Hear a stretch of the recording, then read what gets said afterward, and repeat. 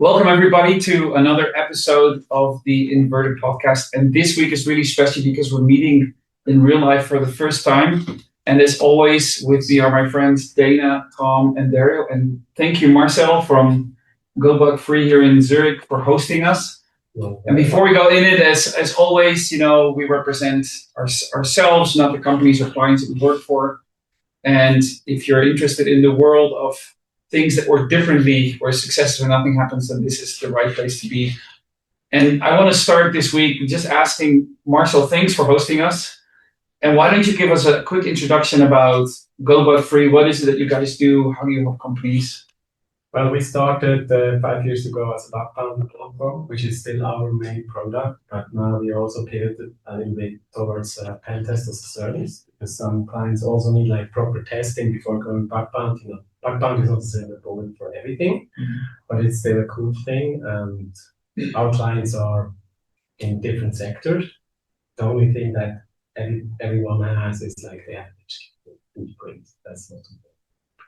Bug bounty programs. Dana, you mentioned before in the before chat that you work on. What can you explain to the audience what a bug bounty program is? Bug bounty program is where you set up a structure that's so that you can receive reports about issues with your software or service from external parties. A lot of times the bug bounty programs involve payments for bugs that turn out to be real bugs in the software. And the goal is to let externals really find out issues with your program, with your products before other people do. They tell you about it so that you can fix it, and then disclose it in a timely and responsible manner. But it's very hard for a company to find all the bugs in their own software, and so external bug reports are very important for that process. So what is a typical bug bounty process there? What does it look like? What are some of the steps? Usually it's you have somebody external who finds an issue. I think you guys probably work with mainly security researchers and white hat hackers and pen testers who want to make some extra money aside from their day job. And then they test something, you just expose the surface. You go to some website or something, or what's the onboarding process for you? We have a platform, so GoBugFree.com. You go there, you pick one program, and you have to verify yourself first, because when we send money somewhere in the world, you need to know who it is. So it's just KYC process, and then you can start hacking. And there are public programs like with FREMA or banks. They have sometimes public bug bounty programs, but most often it's a private one. So you get an invitation. So it's based on your reputation. If you're good on public bug bounty programs, you get invited in the private ones. So it's not like if my mom would find a bug, she could go to GoBugFree and report it and make money. Well, not for everything in software, just for the ones that also have a program, because technically hacking is illegal. Mm-hmm. So we have to have the consent from the company as well that they want to get hacking. Okay. So your customer decides if they want to be public. Yeah. You have a public bug bounty program or a private one. Exactly. What are the thought processes of choosing one over the other? Well, it's usually fear. Okay. Yeah. Usually tech guys, they are very into having a bug bounty program, but then comes PR, then comes legal, and sometimes legal is a bit stronger than the tech guys, and then it's a private one. And also, we usually start with private ones, because then you just have a closed community. We usually start with 10, then 20, and you onboard even more hackers, and in the end, it's the whole community. But if you start with everyone from the whole world, and your program or your software is maybe not that tested, it can be turned out bad pretty quickly. That's for sure. And Tom, you work with lots of big organizations. Do you see bug bounty programs there as well? And what does it take for a big company to implement one? Short answer is yes, I do see them. Not maybe as widespread as you might think. And it's kind of like a counterpoint to what was already mentioned, which is to say, bug bounties are not a silver bullet, right? Generally, in larger, more mature organizations, you'll have more pipeline scanning tools in the development lifecycle. You'll have either third-party or internal pen testing teams, red teams, which will kind of do a lot of the heavy lifting that you would otherwise assume from a bug bounty. Specifically, in at least one of my previous employers, actually, there was a bug bounty program which was instantiated, but more actually kind of as a PR exercise in and of itself. Okay. Because a lot of like financial services companies, they try and position themselves kind of, let's say, for external technology talent as fintech, right? Even if they're not originally fintech providers, that they have a kind of a fintech direction or fintech culture. Like a coolness factor. To a certain extent, and it's kind of like it's another salvo in the talent war. But you know, it's and to have kind of let's say not only public but also kind of promoted bug bounties for non-core systems can also be an interesting way for them to kind of get people interested in the underlying technology platforms that are in use, and also look at kind of creating a kind of a, let's say, a community or a buzz around the company as a tech employer. That's really interesting. So we've heard about, you know, nobody can just join a bug bounty program. You need to have a certain reputation. You need to apply. And then you said some even use them as a marketing tool, which would also then bring bugs. Dana, you've worked on the receiving end of these programs. What is it like to work on the receiving end of a bug bounty program? It depends on the company's size. Ones where I was working on, there were large volumes coming in, so you need to make sure that you triage them in a timely fashion and address them correctly. Also, at larger companies, the people that are reporting it, there's bigger stakes because they want to eventually publish it themselves for their reputation, or the researchers want to get credit for what they found. And so you really need to have laid out in like proper timelines, like if a bug comes in, it'll be triaged in X amount of time and we'll give a decision on what the severity is. Then depending on the severity, it'll be fixed in X amount of time, and you need to hit those and you need to monitor those, because if you miss it, the researcher potentially will go public with what they found. And they want to present it at conferences like DEF CON, like what they found, or they want a news article to come out during the certain news cycles. So there's pressures on both ends. And as a company receiving the bugs, you don't want to screw it up because you don't want the bad press if you missed it. Also, your decision making, like if you decide a bug is not that severe, and then it gets disclosed and discussed, and then you get a lot of kickback because they said, hey, like it really is severe, or you made the wrong decision. So there's a lot that goes into these bug bounties, and fixing your software, addressing it in a timely manner. And it's really important, though, other set of eyes trying to go through your software to find issues, and you'd rather have researchers find it than like an end customer or a adversary. So and you can bet that the nation states are scouring these things to look at what these researchers did and then try variations of those attacks and things like that. So it's a super important process. So how do you talk about a lot about communication, about communicating about this, and so maybe Marcel, bring it back to you. How do you help customers communicate well around their bug bounty program? Because it's not just putting themselves on your platform and then receiving the form responses. It's much more. Well, usually what we do the triage in-house. So the customer don't do the triage. So in the end, like, I think it's pretty different here in Switzerland because there's no public disclosure of trial. So we never do like any full automated disclosure. Also, hackers are not allowed. That's the part of the game here.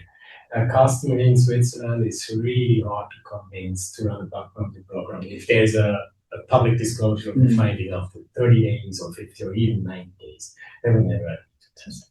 That's different from the big bug bounty platforms in the States. So, but I think it goes on the same thing. You need the systems to properly categorize it, come in, understand what the state of the bug is, like when it's been fixed, and then so having the right processes in place, no matter what size, is extremely important. I think what's interesting for GoBugFree is that for me or for you working for one company, you see and you could try to categorize bugs and work on them, but you see the cross companies. Yeah. So you see one coming in for one customer, and then you know that there were two from another customer that were really bad, you can say, hey, this one needs actually really to be addressed because we've seen it go wrong.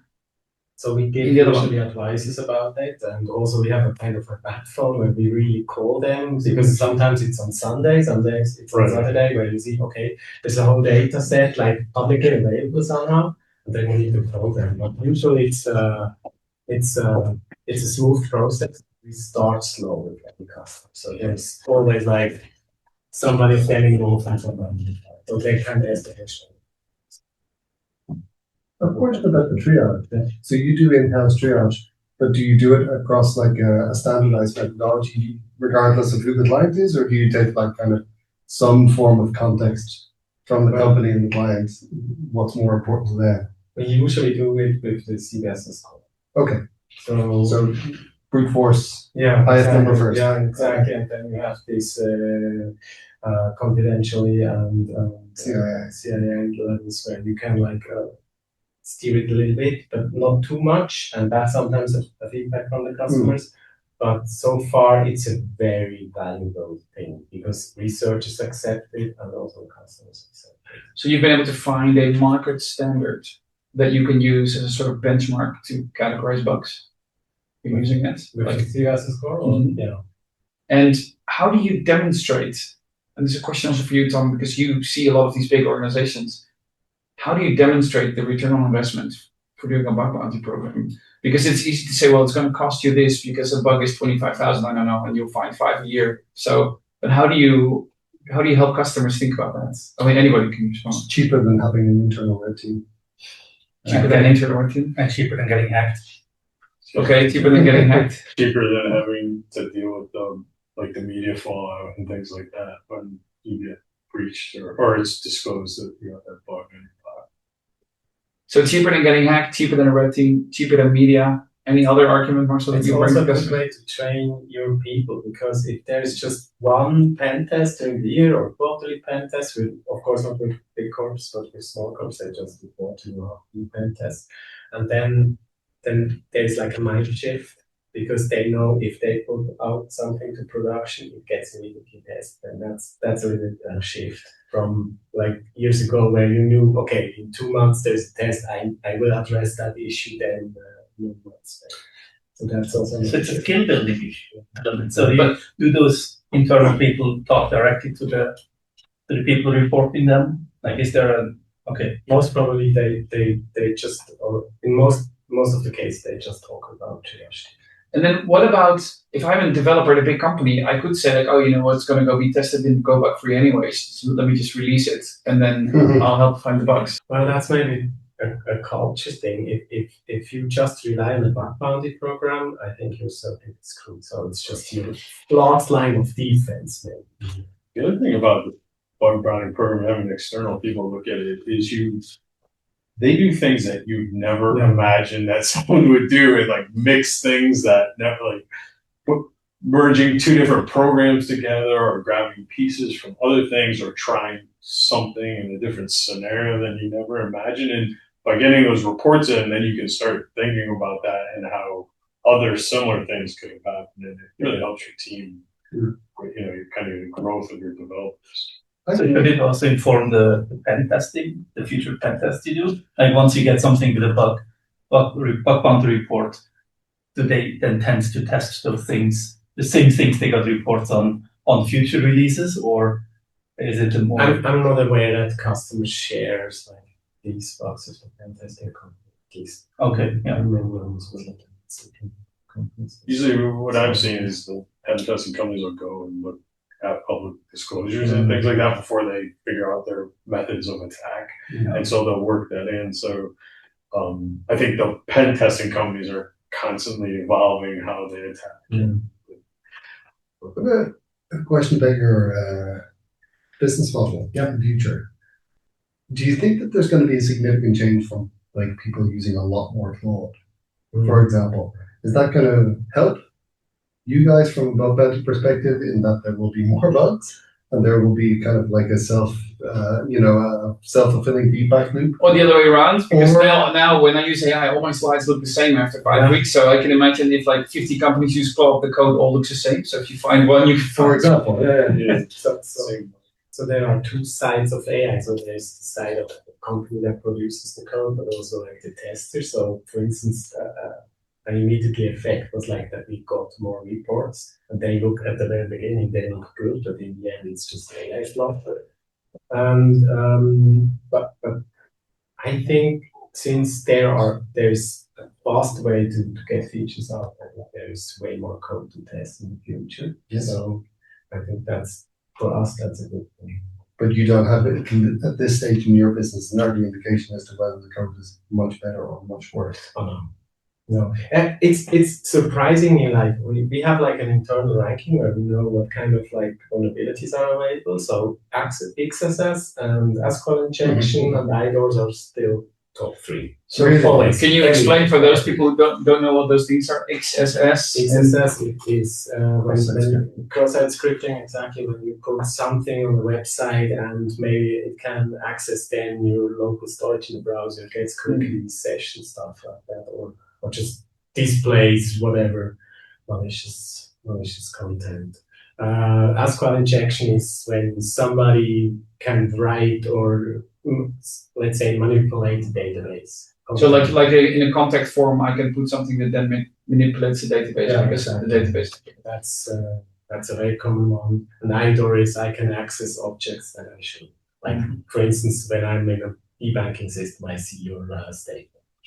Yeah, wouldn't be much to see there, but don't try that at home, folks. That's all that information. Also, publicly available storage containers and stuff. That's still Yeah, I just saw this highlight that another database that was probably a Right. Mongo thing was like publicly available with 600 million username passwords, probably recycled. But yeah. right. So there's one thing I wanted to ask you, you all, by the way. Bug bounty programs are typically associated to finding security failures in code.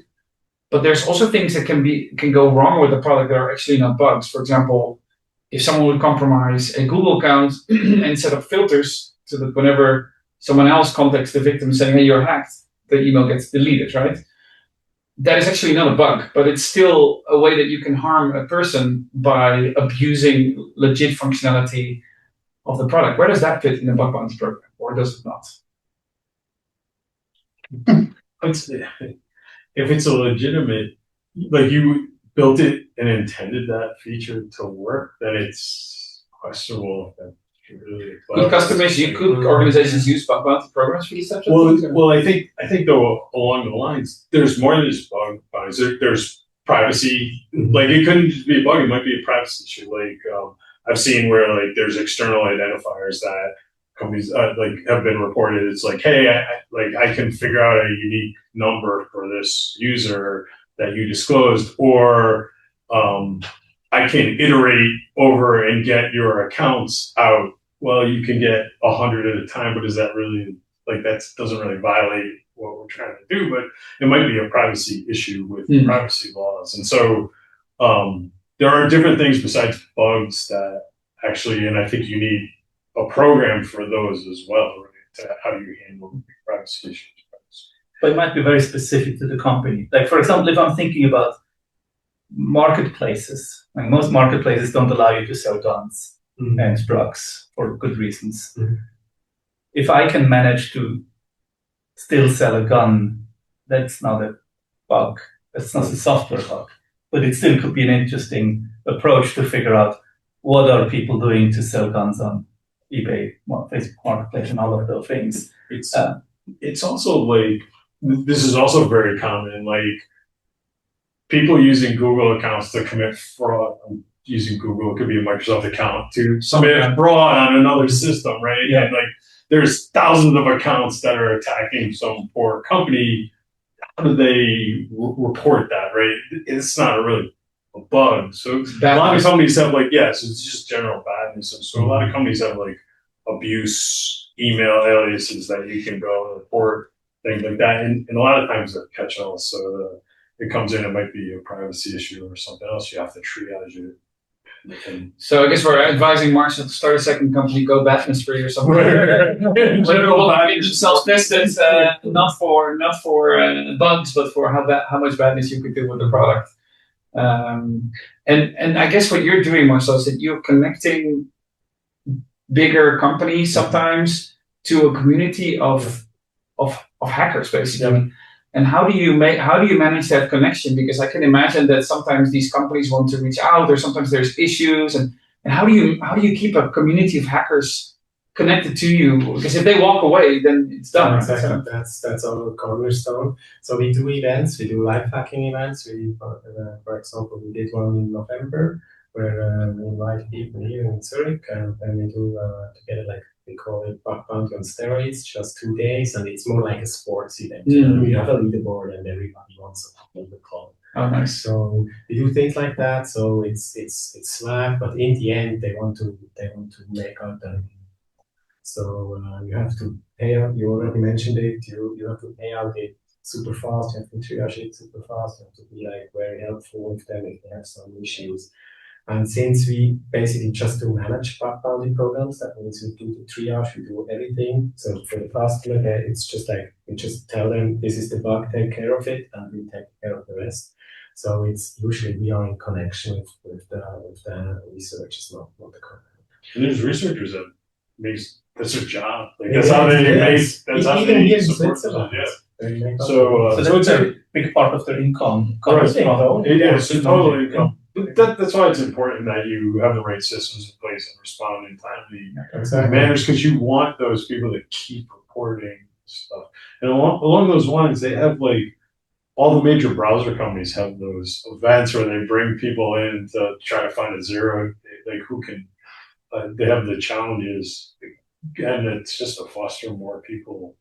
Like, for the people watching, can you explain what a 0 day is? 0 day is something that can be immediately exploited and cause harm. But nobody knows about it yet. Nobody knows about it yet, so it's undisclosed. There was one from Google and Apple today that came out about nation state. So, and they have immediate, if exploited, they have immediate access to privileged systems. And so when a 0 day hits, you want to immediately patch it. Well, I guess that's like also an interesting question for you, Marcel, which is to say like the market for bugs from nation state actors is also an active one. Right. Do you guys like have a company perspective on maybe through the work that you guys do, making sure that people aren't tempted towards, for example, selling their work to less legitimate actors? Or mean like the researcher or inside the researcher? Well, it's like that's a very good question, and we also like most of the customers at some point they ask us how can you avoid that there's any harm happening. Well, they make out a living out of it, and even if a locksmith is able to enter basically every door, they don't do it. We are also able to rob persons outside, and we don't do it. So it's not always a skill issues. You have to have like this certain criminal energy, and since you are registered on the platform with your passport, with your identity, you will not screw up that thing. So it's a completely different kind of people,